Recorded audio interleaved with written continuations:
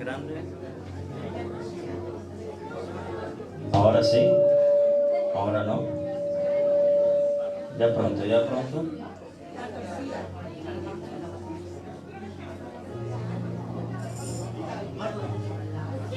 Aleluya, Señor.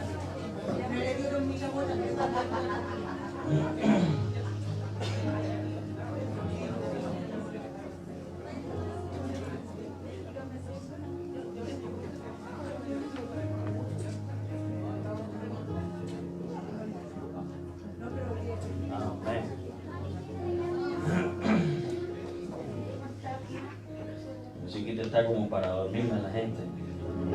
Justo antes de que empiece. Gracias. Y después me echan la culpa a mí que si la predica está así.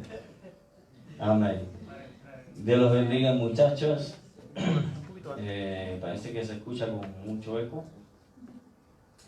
Pero que Dios los bendiga, muchachos, que buenos hermanos, hermanas, hijos, los que están por internet también, que Dios los bendiga a todos. Me alegra mucho de verdad verlos. Bienvenidos, muchachos, que están alejados por X motivos. Que Dios los bendiga. De verdad que sí es un gusto estar aquí en la casa del Señor. Así que vamos a comenzar, antes de entrar a la oración y al mensaje del día de hoy, quiero recordarles que el 23 de octubre de este mes tenemos una vigilia, ¿amén?, que están organizando las damas de la iglesia. Así que para que no se lo pierda, va a estar seguramente fenomenal. Si algo acontece así medio raro, perdónenlas porque es la primera vez que ellas solitas hacen la organización, así que, pero seguramente va a estar todo bien. Amén. Aparte de eso, quiero pedirle a los muchachos, algunos ya se me fueron para el otro lado, se los mando entonces después la información. Los que están ayudando ahí con el audio, todos los muchachos, hermanos que ayudan con el audio, tenemos un nuevo ahí que se está estrenando el día de hoy. Se ve muy estílico, me dirían, ¿no? Los suecos. Pero tenemos que tener una conversación. Necesito, si el día, no el próximo domingo, el otro de más adelante, 25, nos podemos quedar después del culto unos minutos para conversar un poco. ¿Amén? Me faltan un par de hermanos que están al otro lado colaborando ahí en la escuela, pero después se lo vamos a decir. Pero para que lo apunten, por favor, el 25, domingo 25, si podemos tener unos minutos después del culto acá solas para conversar unos minutos. Amén. Y habiendo dicho eso, entonces vamos a orar, vamos a poner este momento en las manos del Señor y vamos a abrir nuestro corazón a la palabra del Señor. La palabra del Señor es la que nos transforma, nos limpia, nos cambia, nos bendice. Sin esto no hay vida, hermanos. Amén. Así que pero para que funcione y para que haga todo eso hay que recibirla con fe. Si no la recibimos con fe, no pasa nada. Amén. Así que vamos a orar y vamos a abrir también nuestros corazones a la palabra del Señor. Padre, en el nombre de Jesús, te damos gracias, Señor, porque tú eres Dios bueno, porque tú eres Dios omnipotente, mi Dios amado, y porque podemos acercarnos a ti, a bendecirte, a adorarte, a exaltar tu nombre, mi Dios amado, pero también para recibir este pan de vida, mi Dios amado, este alimento, esta agua celestial, mi Dios amado, que por tu gracia, mi Dios amado, hoy podemos compartir y que por tu gracia hoy podemos recibir, mi Dios. Padre, a ti sea toda la gloria, a ti sea todo el poder, todo el imperio y toda la majestad, porque tuya es, mi Dios amado, porque tuyo es el imperio, mi Dios amado, por los siglos de los siglos. Ahora bendice la vida de mis hermanos y la mía con esta palabra, mi Dios amado, y que podamos llevarla a cabo, mi Dios amado. Que la podamos recibir con fe, mi Dios amado, y que ella pueda dar fruto, mi Dios amado, hasta el 100 por uno, mi Rey. No nos contentamos ni siquiera con el 30 o el 60%, mi Dios amado. Queremos todo, mi Dios amado, en el nombre de Cristo Jesús. Amén, Señor. Amén. Aleluya, Señor.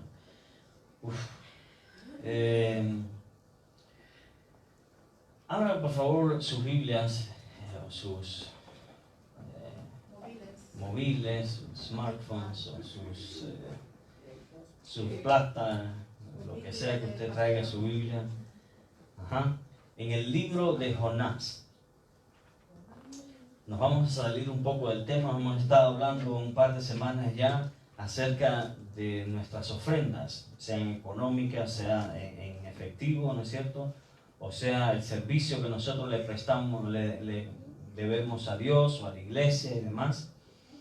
Y hemos estado hablando de esas cosas que afectan nuestra vida con Dios, que afectan nuestras ofrendas, que hacen que nuestras ofrendas, sea la ofrenda que sea, no llegue al trono celestial, ¿no es cierto? Que no sean gratas delante de Dios. Y veíamos en primer lugar que el primer requisito para que nuestra ofrenda suba delante de Dios sin estorbo es la fe, que ofrendemos con fe. Amén. Y después veíamos también que tiene mucho que ver nuestras relaciones interpersonales, nuestras relaciones con nuestro cónyuge, los que están casados, nuestras relaciones con nuestro prójimo en general. Tenemos que, en lo que dependa de nosotros, aprender a vivir en paz, amén, aprender a convivir con nuestros cónyuges, con nuestros hermanos, prójimos, vecinos, compañeros de trabajo, para que nuestras oraciones y nuestro servicio delante de Dios no tenga estorbo. Amén. Amén. Ok, ahora vamos a hablar un poquito, vamos a salir un poco del tema. En el libro de Jonás vamos a leer todo el capítulo 1. Esta semana y la semana que viene tengo pensado que vamos a hablar del libro de Jonás. Y vamos a leer todo el capítulo 1, son 17 versículos. Téngame paciencia, ya va a ver en qué termina. Esto es un libro muy interesante porque sucede una historia que es bien peculiar, por así decirlo. Pero vamos a leer, amén. Dice así, Jonás 1 del 1 al 17, dice: Vino palabra de Jehová a Jonás, hijo de Amitai, diciendo: Levántate y ve a Nínive, aquella gran ciudad, y pregona contra ella, porque ha subido su maldad delante de mí. Y Jonás se levantó para huir de la presencia de Jehová a Tarsis, y descendió a Jope, y halló una nave que partía para Tarsis, y pagando su pasaje entró en ella para irse con ellos a Tarsis, lejos de la presencia de Jehová. Pero Jehová hizo levantar un gran viento en el mar, y hubo en el mar una tempestad tan grande que se pensó que se partiría la nave. Y los marineros tuvieron miedo, y cada uno clamaba a su Dios, y echaron al mar los enseres que había en la nave, para descargarla de ellos. Pero Jonás había bajado al interior de la nave y se había echado a dormir. Y el patrón de la nave se le acercó y le dijo: ¿Qué tienes, dormilón? Levántate y clama a tu Dios, quizás Él tendrá compasión de nosotros y no pereceremos. Y dijeron cada uno a su compañero: venid y echemos suerte, para que sepamos por causa de quién nos ha venido este mal. Y echaron suerte, y la suerte cayó sobre Jonás. Entonces le dijeron ellos: decláranos ahora por qué nos ha venido este mal. ¿Qué oficio tienes y de dónde vienes? ¿Cuál es tu tierra y de qué pueblo eres? Y él les respondió: soy hebreo y temo a Jehová, Dios de los cielos, que hizo el mar y la tierra. Y aquellos hombres temieron sobremanera y le dijeron: ¿por qué has hecho esto? Porque ellos sabían que huía de la presencia de Jehová, pues él se lo había declarado. Y le dijeron: ¿qué haremos contigo para que el mar se nos aquiete? Porque el mar se iba embraveciendo más y más. Y le respondió: tomadme y echadme al mar, y el mar se os aquietará. Porque yo sé que por mi causa ha venido esta gran tempestad sobre vosotros. Y aquellos hombres trabajaron para hacer volver la nave a tierra, mas no pudieron, porque el mar se había embravecido, se iba embraveciendo más y más contra ellos.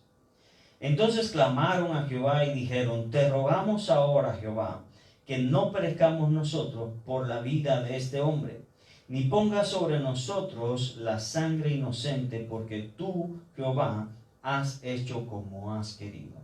Y tomaron a Jonás y lo echaron al mar, y el mar se aquietó de su furor. Y temieron aquellos hombres a Jehová con gran temor, y ofrecieron sacrificio a Jehová, e hicieron votos. Pero Jehová tenía preparado un gran pez que tragase a Jonás, y estuvo Jonás en el vientre del pez 3 días y 3 noches. Aleluya. Vamos a dejarlo ahí. Ok. El libro de Jonás, entonces, es un libro importante en la Biblia. La importancia que tiene es que nos narra una historia que pareciese ser una fantasía, que pareciese ser algo hasta un poco ridículo, ¿verdad? Que algo parecido sucede, especialmente cuando usted ve la reacción, por ejemplo, no estoy hablando solamente del gran pez, estoy hablando inclusive cuando usted ve la reacción que tienen los marineros hoy en día. En nuestra sociedad en la que nosotros vivimos, lo último que se le pasaría a la gente por la mente es decir: esto viene de parte de Dios. Hoy nos puede pasar un terremoto, seguido por un maremoto, seguido por un viento, un huracán, y lo último que la gente piensa es que esto viene por causa de Dios. Es que es Dios el que está detrás de todo esto, por alguna razón. Porque la gente ha sacado a Dios de su corazón, la gente ha sacado a Dios de sus pensamientos, y ya no hay temor a Dios. Amén. Antes, aunque ellos no adoraban al verdadero Dios, de todas formas ellos tuvieron alguna percepción de que esto que está pasando aquí no es normal. Esto no es una tormenta normal. Alguno de nuestros dioses, porque son paganos, tiene que estar detrás de esto. Y empezaron a clamar a Dios por su salvación. Cuando vieron que no funcionaba nada, entonces hablaron con Jonás y todo se aclaró. Pero antes de entrar ahí, vamos a retroceder un poquito más, porque esto lo digo porque quiero hacer un paréntesis y quiero decirles que la Biblia nosotros tenemos que tomarla literalmente. ¿Por qué les digo esto? A ustedes les sonará un poco raro quizás que desde el púlpito se tenga que explicar esto, porque nosotros tomamos la Biblia literalmente. Lo que pasa es que cuando usted se pone a estudiar la Biblia y se pone sobre todo a analizar lo que algunos teólogos dicen sobre la Biblia, hay unas ramas de la teología, o no unas ramas de la teología, sino algunos, a veces las palabras que le vienen a uno no son, ¿cómo se diría en español? INRIC, ¿no? Los que hablan algunas direcciones, bueno, ramificaciones, digámoslo así. Entonces ya no, dirección, no. Una rama. Ya. Hay uno, déjeme retomar eso y decirle lo siguiente. Hay un segmento, digámoslo así, de la teología. Hay unos teólogos que se llaman, o que se llama la teología liberal, o teólogos liberales, que toman la Biblia en gran parte como algo metafórico, que toman la Biblia como algo, como unas anécdotas, unos cuentos para niños diseñados para enseñarnos una verdad, pero que no hay que tomarla literalmente, no hay que tomarla como que a Jonás literalmente se lo tragó un pez. Esto no es una tormenta literal lo que estamos leyendo, sino que es una anécdota fantasiosa, solamente que busca enseñarte una verdad. Pero cuando usted lee la Biblia y ve a Jesucristo tomando la historia de Jonás como algo que sucedió literalmente, usted no puede otra cosa que llegar a la conclusión de que sucedió literalmente. De lo contrario, habría que admitir que Jesucristo mintió. ¿Ok? Pero Jesucristo tomó la historia de Jonás al referirse a ella, porque se refirió a ella, al referirse a ella, la tomó, la enseñó como algo que verdaderamente sucedió, tal y como está escrito. Por lo tanto, cuando nosotros y si usted viene a ver Jesucristo y los apóstoles, todos tomaban la Biblia literalmente. Génesis lo tomaban literalmente. Todo lo que está narrado en el libro de Génesis verdaderamente sucedió. Porque estos liberales, estos teólogos liberales, enseñan, por ejemplo, que Génesis del 1 al 11 no hay que tomarlo en serio, son anécdotas, ¿viste? No quiere decir que Dios creó en un día, quiere decir simplemente que Dios creó, y por ahí para adelante les dan unas interpretaciones más filosóficas que reales a todo lo que acontece. Pero eso trae un grave problema, hermanos. Cuando usted se acerca a la Biblia, si usted la va a interpretar de esa manera, usted encontrará tarde o temprano que usted no puede confiar en la Biblia. Porque no hay forma de saber qué partes de la Biblia son solamente anécdotas o son verdaderas. Por lo tanto, no sabemos qué partes de la Biblia tenemos que obedecer y qué partes no. Por lo tanto, a la larga lo que tenemos es una religión propia, donde usted va a ser como... Ojalá que esté buscando a Cristo.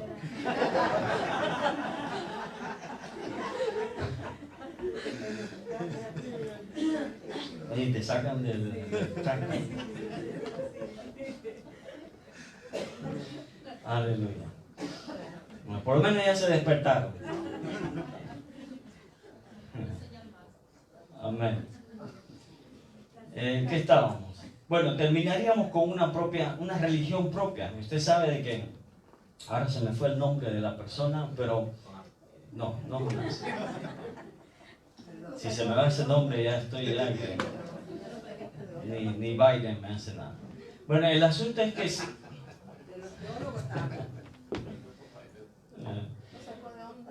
¿perdón? Terminaríamos con nuestra propia religión. Déjeme ver si enderezo esto por el camino que iba. Terminaríamos entonces con una religión propia. De hecho, sabe que hay teólogos en la antigüedad que cogían solamente, por ejemplo, y declaraban que solamente los libros de Pablo son correctos. Todo lo demás lo descartaban, incluyendo los evangelios. No importa, solamente lo que decía Pablo. Usted no puede hacer eso. Usted no puede darse el lujo de interpretar incorrectamente la Biblia. Había un teólogo que escribió un libro de hermenéutica y decía, en la introducción de su libro, decía algo que a mí todavía me queda grabado hasta el día de hoy. Dice que no hay camino más recorrido hacia el infierno que el camino de la falsa doctrina, que el camino de la falsa teología. Usted no sabremos jamás, no tenemos cifra de la cantidad de personas que no ha llegado al cielo, que se ha ido al infierno por darle la interpretación que se le antojó a la Biblia. Usted no puede darse ese lujo. Si usted verdaderamente ama a Dios y quiere llegar al cielo, usted tiene que aprender la Biblia tal y como es. Por lo tanto, una de las primeras cosas que le quiero dejar en claro es que esto que narra el libro de Jonás sucedió verdaderamente. Lo tenemos que interpretar literalmente porque así lo interpretó Jesús y los apóstoles. Así lo interpretaron ellos, así lo tenemos que interpretar nosotros. Esto no es una anécdota, verdaderamente sucedió. ¿Y qué es lo que sucedió? Empecemos entonces, ya entremos en el libro de Jonás verdaderamente. Lo que está aconteciendo es que Dios le habla a uno de sus profetas. La Biblia no recoge mucho acerca del ministerio de Jonás, nada más que este incidente tocante a esta profecía. Pero se convierte en un profeta importante porque Jesucristo lo nombra. Porque Jesucristo lo da a él como una señal de que de su ministerio, como que él es un tipo de Jesucristo, es decir, es una sombra, enseña algo acerca del ministerio del Mesías. Y eso que enseña es que, como vamos a ver más adelante, Él estuvo en el vientre del gran pez 3 días y 3 noches. Y Jesucristo dice que eso es una señal, porque así como Jonás estuvo en el vientre del gran pez 3 días y 3 noches, así Él también iba a estar en tierra, bajo tierra 3 días y 3 noches. Desde su crucifixión hasta su resurrección pasaron exactamente 3 días y 3 noches. Entonces, al Él resucitar, o antes de que eso sucediera, Él ya había dicho, esta generación, porque se le habían acercado pidiéndole señal, no les bastó con que los ciegos vieran, con que las prostitutas se convirtieran, con que los cojos andaran, no les bastó con que los muertos resucitaran, se acercaban de toda forma pidiendo señal. ¿Qué señal nos das de que tú eres el que había de venir? Y les digo, ustedes demandan señal, esta es la señal de Jonás. Así como Jonás estuvo 3 días y 3 noches en el vientre del pez, el Hijo del Hombre va a estar 3 días y 3 noches en tierra, bajo tierra. Y así mismo fue. Usted ve como todo encaja, todo está escrito por una razón. Aquí no hay nada fuera de control. Aquí no hay nada fuera del plan de Dios. Por eso toda la Biblia es importante. Toda la Biblia es importante. Pero ¿qué está pasando entonces con Jonás? Es un libro importante, aunque es corto, tiene solo 4 capítulos y no son tampoco demasiado largos. Usted lo podría leer en una mañana nada más. Se sienta ahí en unos minutos, ya terminó de leer. O sea, no es gran complicación. Hay libros de la Biblia que le van a tomar ni 5 minutos leer. Por Dios, léanse por lo menos un día de esto, una de las cartas de Juan. En 5 minutos no le van a quitar las cartas de Juan. Amén. Pero comience por algún lugar, abra su Biblia y lea. Bueno, el libro de Jonás. Jonás es un profeta, entonces, al que Dios le habla y le dice, levántate y ve. Y mire, estas palabras de por sí ya son bien curiosas, porque Dios lo está mandando a una misión. Lo está mandando a predicarle a la ciudad de Nínive. Y Nínive es una ciudad pagana, donde hay un rey pagano, que son enemigos del pueblo de Israel. Pero mire lo curioso, porque Dios le dice,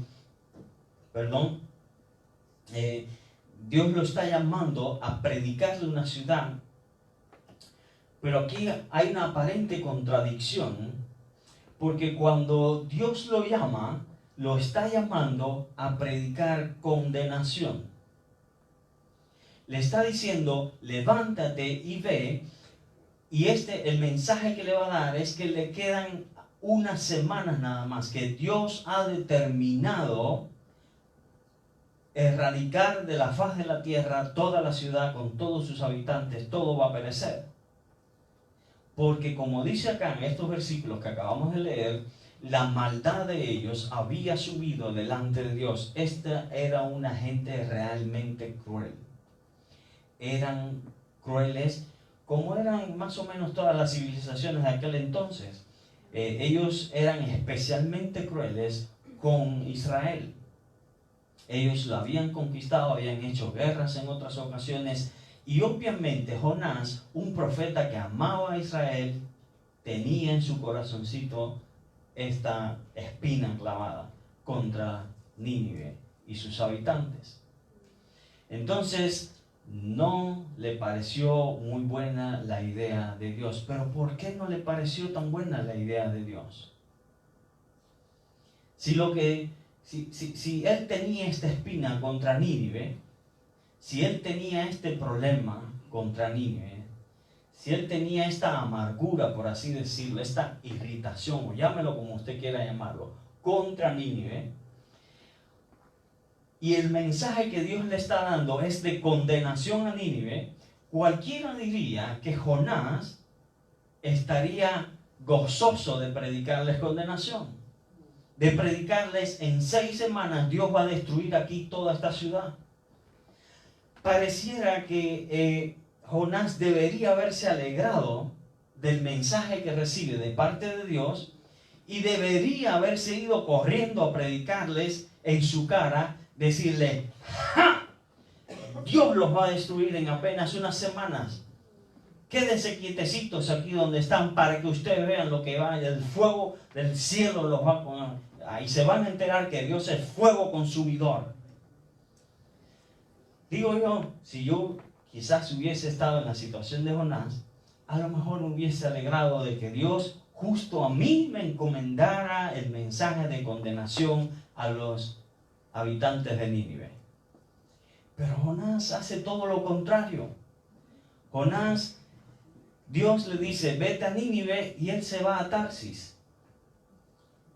En otras palabras, Dios le dice, vete al este, y él se va al oeste.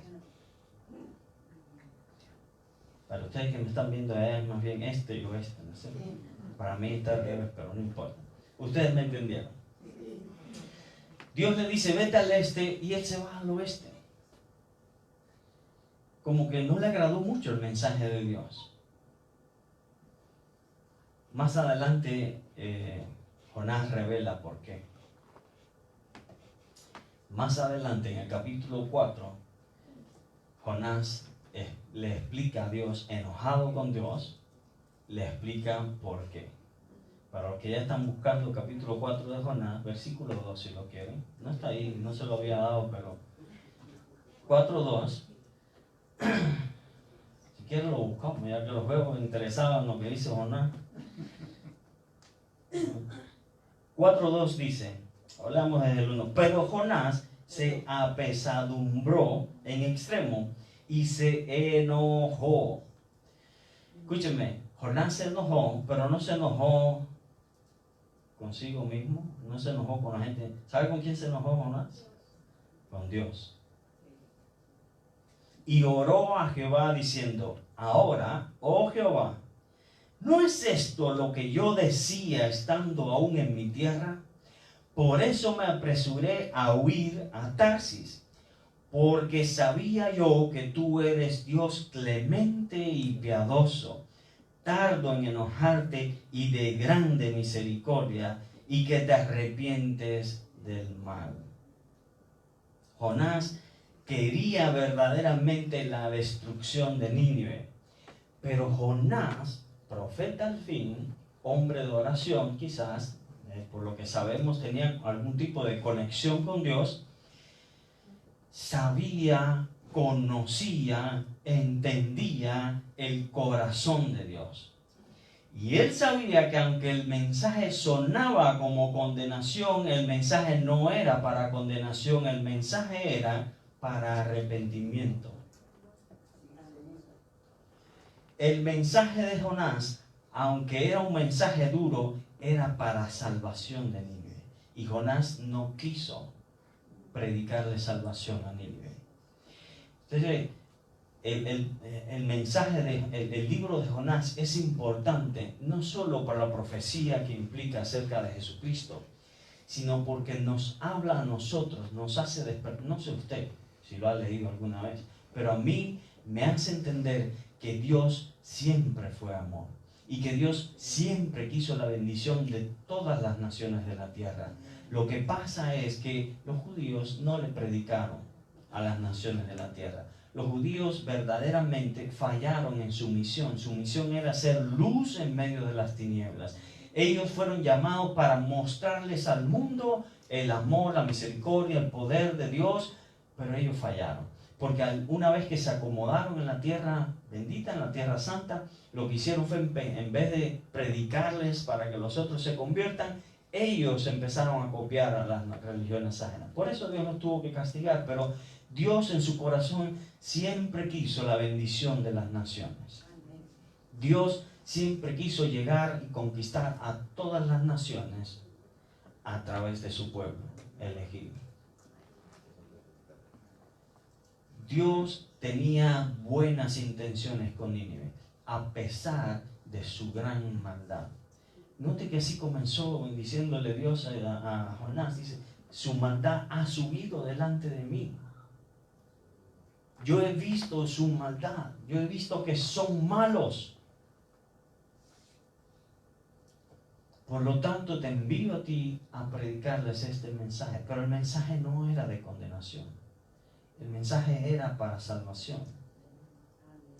Pero yo quiero que usted entienda una cosa, hermanos. Los Jonases de hoy somos nosotros. La Nínive de hoy es Estocolmo. Dios nos ha traído aquí para traerles un mensaje a esta nación, a esta ciudad, o donde usted que está viendo en otra ciudad, su ciudad, esa es la Nínive de hoy. El mundo entero, podemos decir, es el Nínive de hoy. Y los Jonases de Dios hoy somos nosotros. Porque se nos ha dicho a nosotros, levántate y ve. Se nos ha dado un mensaje para esta ciudad y tenemos que entregárselo. Tenemos un deber delante de Dios. Pero los Jonases son medios cabeza dura. Perdone que se lo diga. ¿Ya? No le estoy diciendo a usted, estoy diciendo Jonás. No estoy hablando de nosotros aquí, estoy hablando de Jonás. Yo no los quiero ofender, pero muchas veces tenemos que ser llevados por Dios al vientre de un gran pez, para que entonces doblemos rodillas y empecemos a orar. Para que entonces reconozcamos que nuestra vida se la debemos a Dios. Que no estamos aquí para hacer nuestra voluntad, sino que estamos aquí para hacer la voluntad de Dios. El llamado de Dios fue para salvar a una ciudad. La cuenta regresiva había comenzado. La cuenta regresiva sobre la ciudad, la cuenta regresiva sobre la maldad, la cuenta regresiva sobre la vida de la gente. Y la esperanza de esa ciudad estaba en el mensaje de un profeta que no quería predicarles a Cristo, que no quería predicarles salvación. De cierto sentido, entonces, Jonás representa a una iglesia. En cierto sentido, Jonás representa a una iglesia que rehúsa hablarles de Cristo a la gente. Jonás entonces fue rebelde, se fue a Tarsis en vez de Nínive. Y ahora usted leyó conmigo lo que sucedió. Dios no le iba a permitir que se saliera con las suyas. A nosotros nos sucede más o menos como Jonás muchas veces, hermanos. Que Dios nos dice, anda para allá, y nosotros nos quedamos, Señor, perdón, me parece que te equivocaste, me parece que para acá es mejor. Y en vez de irnos hacia donde Dios nos está guiando, hacia donde Dios nos quiere, Señor, equivocado otra vez, me voy por aquí, voy a probar suerte por aquí, me parece más bonito este otro camino. Tarsis es una mejor ciudad, no es tan mala como aquella era. Así que yo me voy para Tarsis mejor, manda otro. Pero nos pasa eso, hermanos, porque nosotros generalmente vemos lo que tenemos delante de nosotros. Vemos el aquí y el ahora. Pero Dios tiene una imagen mucho más amplia, mucho más grande. Dios ve mucho más lejos que nosotros. Dios, que todo lo sabe, sabe lo que verdaderamente es mejor, no solamente para nosotros, sino para los que nos rodean, para la ciudad donde Dios nos ha puesto, para la ciudad donde Dios nos está mandando quizás. Pero nosotros somos tan, no sé qué decirles, no quiero repetir esa palabra, ya, esa es la palabra bíblica, duros de cerviz, que no acabamos de entender de que la voluntad de Dios es mejor que la de nosotros. No acabamos de aceptar que si Dios dice por aquí, es porque a mí me conviene por aquí. Aunque no se vea bonito, aunque hayan espinas por el camino, aunque hayan baches por el camino, aunque vengan problemas y circunstancias, no acabamos de entender de que nosotros no estamos aquí para buscar nuestra comodidad, para buscar lo que nos agrada, lo que nos gusta. No estamos aquí, hermanos, para hacer otra cosa, sino la voluntad de Dios en primer lugar.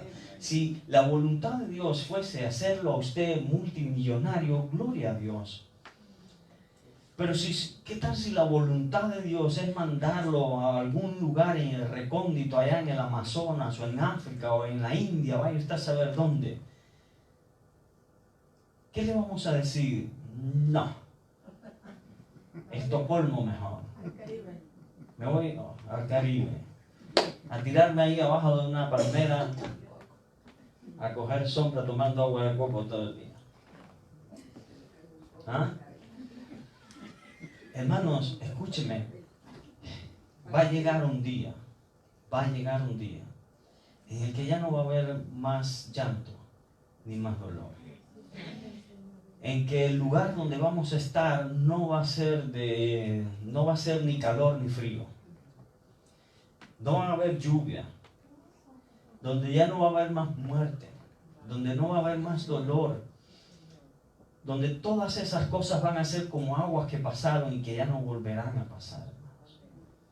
Cuando ese día llegue, nosotros nos vamos a sentar a la mesa del Señor. Y habrá paz para siempre. Y habrá comida en abundancia. Y usted no va a tener que pagar más cuentas. Y ya no va a tener que preocuparse porque si la casita se le está cayendo. O que si no pagó el seguro de este mes. O porque si ya no tiene para la gasolina de este mes. O porque si ya no tiene para aquello, si no tiene que mandarle a su familia allá en Sudamérica. Escúchenme, hermanos, un día va a llegar en el que vamos a descansar de todas nuestras obras, donde vamos a relajarnos y ahí sí vamos a poder estar como en nuestra salsa, por así decirlo. Ese día ya no va a haber más dolor, no va a haber más cansancio, no va a haber más fatiga. Lo único que necesitamos saber es que ese día no es hoy. Ese día no es hoy, hermanos. Ese día, para nosotros, es futuro. Todavía no ha llegado. La palabra de Dios para este día es que trabajemos mientras el día dura. Hasta que llegue ese día en el que Dios entonces nos llame a su presencia. Hasta que ese día llegue, a nosotros nos toca trabajar, hermanos. Nos toca doblar servir y hacer la voluntad de Dios. Porque la voluntad de Dios es agradable y es perfecta. Aunque nosotros ahora no lo entendamos. Hubieron varios siervos de Dios que estuvieron en una situación parecida. En el libro de Habacuc, que también es corto, se lo recomiendo porque además termina con un poema lindísimo que todos nosotros conocemos. Especialmente Bianca allá atrás al final, se lo sabe de memoria, yo sé que sí, pero es hermoso, es corto, se lo recomiendo. El libro de Habacuc comienza con una queja del profeta Habacuc diciéndole a Dios: Señor, esto está mal. Aquí la corrupción está rampante, el corrupto, el injusto es el que está gobernando. ¿Cómo vas a cotejar esta nación? ¿Cómo vas a arreglar esta nación? ¿Cómo vas a hacer que esto aquí se componga? Y Dios le revela el plan a Habacuc que tiene para corregir a su pueblo. Y el plan era: voy a traer a una nación todavía peor, más corrupta, más cruel, más mala, más pagana, más impía que Israel, y los van a conquistar. Y el profeta Habacuc se dice: ¿Come again? ¿Otra vez? Dígame, ¿qué pasó? O sea que para corregir a Israel vas a usar como herramienta a uno todavía más pagano que nosotros.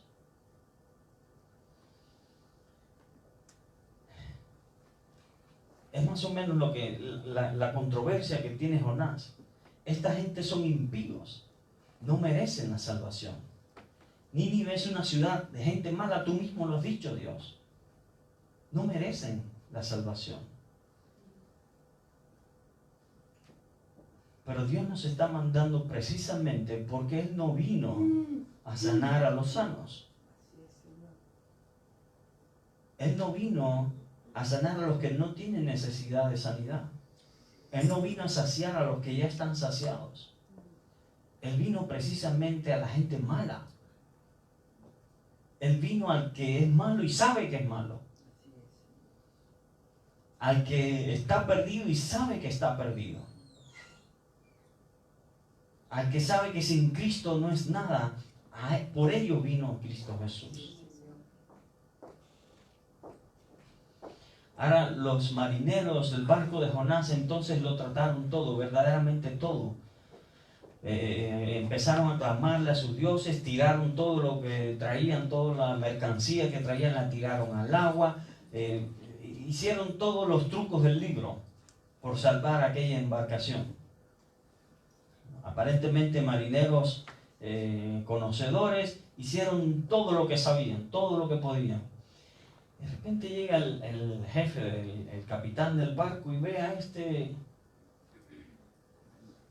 dormido en medio de bajo cubierta. ¿Le recuerda a alguien?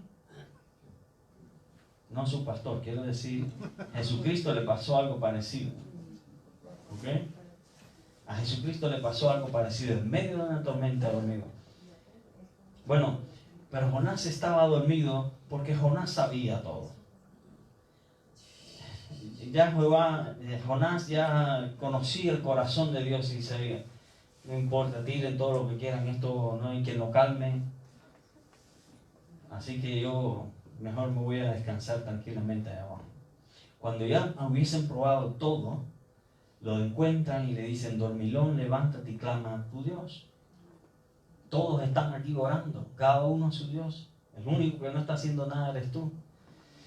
Bueno, Jonás, perdón, esto me está dando aquí. Jonás entonces les dice la verdad y les dice, básicamente, si me permite parafrasear, para no tener que leer otra vez, es que yo sé que esta tormenta se ha levantado por causa de mí. Echaron suerte, ¿se acuerdan? Les decían los versículos, echaron suerte, cayó sobre Jonás y le dijeron, bueno, ahora hablemos claro, ¿qué es lo que está pasando aquí? Si la culpa es tuya, tienes que decirnos. Y él les dijo, la única forma que tienen para librarse de esto, porque es por causa de mí, yo soy hebreo, vengo huyendo de mi Dios, la única forma que tienen de librarse de esta es si me cogen a mí y me echan al agua. Pero note usted la reacción de los marineros. Dice que ellos, al menos por un rato más, siguieron intentando llevar el barco a tierra. Hasta que se dieron cuenta de que con este Dios no hay quien pueda. Con este Dios no hay quien pueda. Así que le dijeron, Señor, no pongas en nuestras manos esta sangre, y tiraron a Jonásito al agua. Y ya usted sabe lo que pasó con Jonás. Un gran pez llegó, se lo tragó, menos mal que no masticó, y cayó Jonásito en el vientre del gran pez. Pero hay varias cosas aquí que quiero que ustedes entiendan una cosa. Hay varias cosas aquí que quiero hacerles notar. Es curioso que Dios pasó más trabajo para hacer que Jonás obedeciera a su voluntad, el profeta, su hijo. Dios pasó más trabajo para hacer que Jonás se obedeciera, se encarrilara en su voluntad, a que toda una ciudad se convirtiera. Porque a toda la ciudad de Nínive le bastó con una prédica de Jonás. Jonás dice que atravesó la ciudad de un lado al otro, predicando, diciendo una sola frase. En tantos días Dios va a destruir la ciudad. En tantos días Jehová va a destruir la ciudad. Un mensaje. Mire, no es ¿cómo decirles? No es ni siquiera un tremendo mensaje. No es un mensaje profundo. No es un mensaje rebuscado, adornado con 20 palabras y frases hermosas, poéticas, ni mucho menos. No es un mensaje halagador. No es un mensaje... Gracias. No es un mensaje ni siquiera hermoso. Es un mensaje de condenación. Cosas que pasan. El asunto está en que el mensaje era duro, era feo, era amargo, era corto. Y con ese mensaje se convirtió toda la ciudad. La semana que viene vamos a hablar de eso. Pero para que el profeta fuera a predicar, tuvo que mandar una tormenta, tuvo que mandar un pez, y encima el hombre No es ni siquiera que cayó en el pez y empezó a clamar. No es que entró en el gran pez y empezó a clamar, Jehová, sácame de aquí. Es que esperó 3 días y 3 noches para entonces clamar a Dios y decirle, de ti viene la salvación. Si tú no me sacas de esta, nadie me va a sacar. 3 días y 3 noches. Hablemos de cabeciduro. Hablemos de gente dura de servicio. Enojón ya es otra cosa, eso lo vamos a ver quizás la semana que viene, porque eso cae en los últimos capítulos del libro. Pero duro de servicio. 3 días y 3 noches dentro de un pez sin clamar el hombre. Y después una tormenta. ¿Sí o no que le costó más trabajo que su propio profeta obedeciera a que se convirtiera toda una ciudad? Si el problema de Dios, hermanos, muchas veces no es con la ciudad. El problema de Dios no es Satanás. Satanás ya está derrotado, Satanás ya está vencido en la cruz del Calvario. Él no tiene potestad, él no tiene autoridad más que hasta donde Dios le dice, hasta aquí puedes llegar. Sus días están contados. Satanás no es el problema. Satanás, para hacer cualquier cosa, tiene que pedirle permiso a Dios. Si el problema no es la ciudad, Dios ha dicho que las puertas del Hades no prevalecerán contra la iglesia. El problema de Dios es con la iglesia.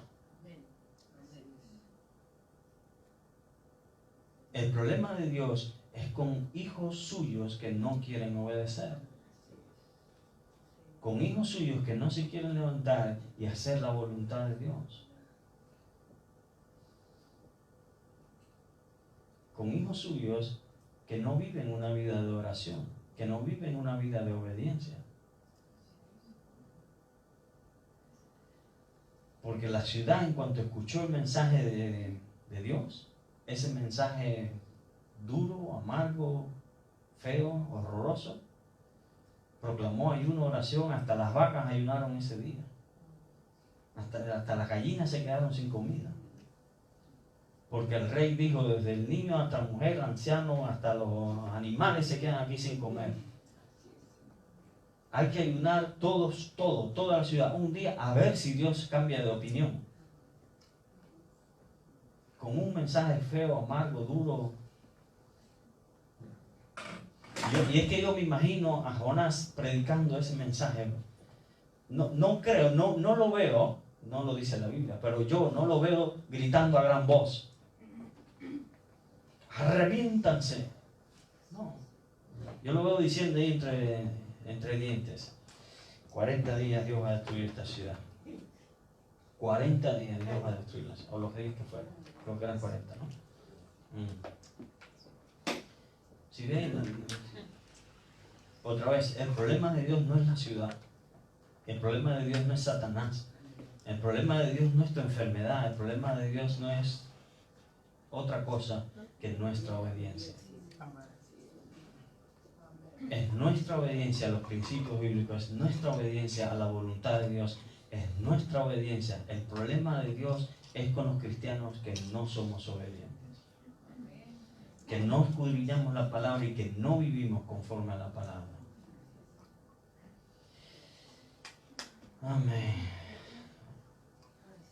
Y Dios, en su infinita misericordia, nos tiene una buena tormenta preparada por el camino. Y nos tiene un buen pez preparado por el camino para que entendamos que si Dios no nos salva, nadie nos puede salvar. Que si no nos corregimos y que si no empezamos a caminar en la dirección que Dios nos ha trazado, no vamos a llegar a ninguna parte. La pregunta es, hermanos, ¿dónde estamos nosotros ahora? ¿Estamos todavía camino a Tarsis? ¿O ya enderezamos nuestro camino ya? Y estamos camino a Nínive. ¿Dónde estamos nosotros ahora? Dios, a los que no obedecen por la buena, muchas veces, los tiene que corregir. Como padre al hijo que ama. Hebreos capítulo 12 creo que dice que habla del Padre. Y dice, quien quiera que escribió el libro de Hebreos, creo que fue Pablo, más o menos así lo doy. Ya me enteraré si estoy equivocado en algún momento. Pero Pablo dice, si nosotros a nuestros padres terrenales cuando nos corregían y nos castigaban, y después cuando entendimos que eso fue para nuestro bien, y entendemos la obra que nos, hasta los veneramos, y los aplaudimos porque tuvieron a bien corregirnos, ¿cuánto más no vamos a hacer cuando nuestro Padre Celestial nos corrige desde el cielo? ¿Cómo vamos a rechazar su corrección? En vez de rechazar su corrección, en vez de rechazar su palabra, en vez de rechazar sus principios, mire, evite que Dios tenga que mandarle un gran pez, evite que Dios tenga que mandarle una tormenta y obedezcan. O mejor dicho, obedezcamos, porque tengo que meterme en ese piquete.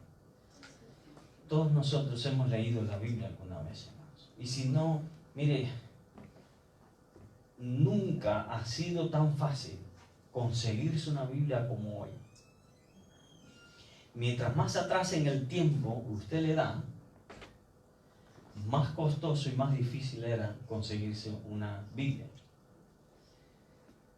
¿Qué hablar de antes de que existiera la imprenta, o cuando tenía que escribir en cuero de animales, ¿verdad? De cabras y demás, había que escribirla. Ahí sí que era caro. Hoy en día es hasta gratis. Si usted no tiene una de papel en su casa, en internet está. No te va a costar nada. Puedes bajar aplicaciones gratis. No tienes que pagar ni un solo centavo. Nunca en la historia ha sido tan fácil conocer la voluntad de Dios. Nunca en la historia ha sido tan sencillo conocer cuáles son los principios de Dios. ¿Cuál es la voluntad de Dios para mi vida? Así que no tenemos excusa, hermanos. No podremos decir, cuando nos presentemos delante de Dios, no le vas a poder decir, yo no sabía. A mí nadie me dijo, por lo menos este que está aquí te lo ha dicho en más de una ocasión. No vas a poder decir, a mí nadie me contó, a mí nadie me dijo.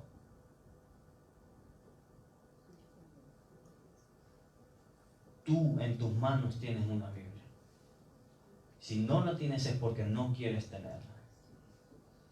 Y si la tienes, puedes abrirle. Si no, si eres tan pequeño que no sabes leer, ponla a leer. Está en audio, en internet también. No la tienes ni que leer. Puedes ir en el auto escuchándola.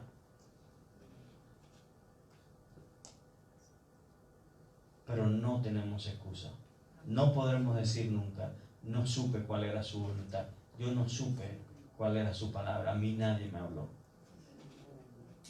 Esperemos que Dios no tenga que mandarnos un gran pez, hermano, para que entonces nos levantemos y obedezcamos a la palabra del Señor. Vamos a ponernos de pie.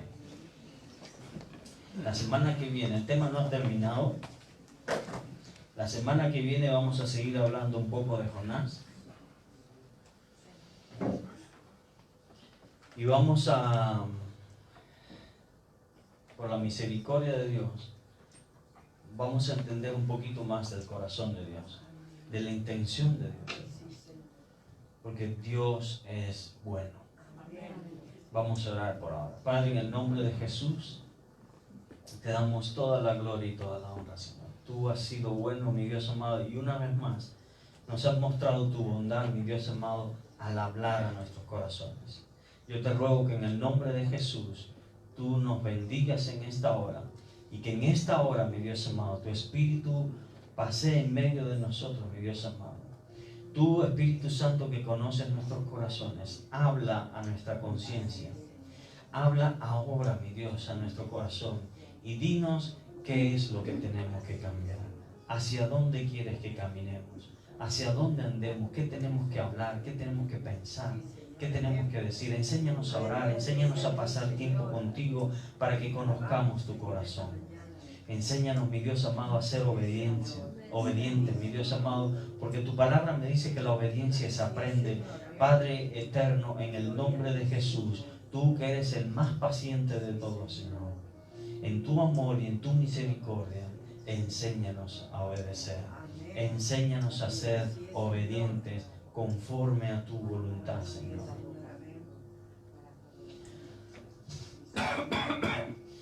Que en el nombre de Cristo Jesús nosotros aprendamos a poner por obra tus principios, Señor.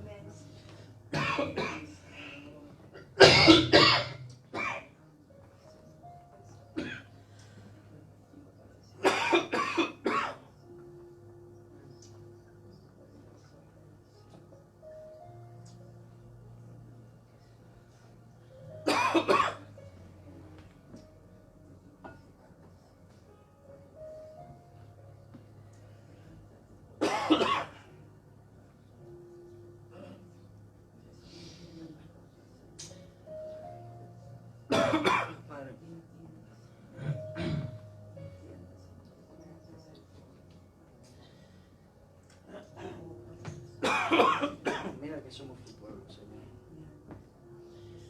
Padre, mira que somos tus hijos, Señor. Mira que hemos creído en Jesucristo, mi Dios amado. Que nuestra fe, mi Dios amado, que nuestra fe nos lleve, mi Dios amado, a ese lugar de obediencia, mi Dios amado. Es el lugar en tu presencia en que conoceremos tu corazón, mi Dios amado. Que conoceremos por experiencia propia, mi Dios amado. Por nuestra propia vista, Señor amado. Que tú eres bueno, mi Dios. Que tus principios, que tu palabra, que tus mandamientos, mi Dios amado, están ahí por nosotros, mi Dios amado. Para nosotros, Señor. Para nuestro bien, Señor. En el nombre de Jesucristo, Señor. Bendice a este pueblo, mi Dios amado. Bendice a los que están viendo por internet. Bendice, mi Dios amado, aún al que no está viendo esta palabra, mi Dios, en esta hora, mi Dios amado. Pero que la verá en otro momento, mi Dios amado. La escuchará en otro momento, Señor. Ayúdanos, mi Dios amado, no solamente conocer tu corazón, sino también obedecer tu palabra, Señor. Por amor de tu santo nombre, Señor. Bendice esta nación, bendice este pueblo, mi Dios amado. Que como Jonás podamos traer un mensaje de arrepentimiento, mi Dios amado, pero de buena gana, mi Dios amado. Y en obediencia a tu palabra, Señor. Y a ti sea toda la gloria y todo el honor. Y todo el loor, mi Dios amado, y toda la alabanza, mi Dios amado, por los siglos de los siglos, Señor. Amén. Amén. Gracias, hermano.